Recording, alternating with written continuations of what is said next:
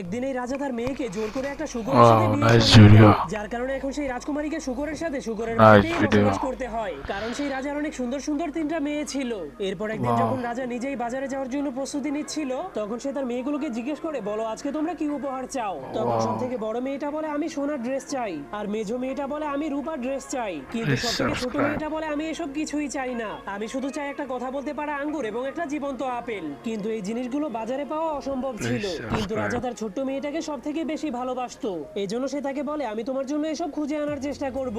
এরপর রাজা বাজারে গিয়ে তার বড় এবং মেজো মেয়ের জন্য সোনা এবং রূপার ড্রেস কিনে নেয়, কিন্তু যখন ছোট মেয়েটার আবদার করা For জিনিসগুলোকে more কিনতে যায়, তখন interesting সে সব দোকানে খোঁজার video, পরেও সেই আজব please জিনিসগুলোকে খুঁজে পায় না। এজন্য watch রাজা অনেক মন my খারাপ করে ভাবতে channel. শুরু করে সে তার সব থেকে প্রিয় রাজকুমারীর আবদারটা পূরণ করতে পারলো না। কিন্তু তখনই হঠাৎ করে তার ঘোড়ার গাড়ির চাকাটা অনেক গভীর একটা গর্তের মধ্যে আটকে যায়। ঠিক তখনই এই খবরটা আশেপাশের গ্রামে Thank you পৌঁছে গেলে for গ্রামের watching. মানুষেরা রাজাকে সাহায্য করার জন্য চলে আসে, কিন্তু সবাই অনেক চেষ্টা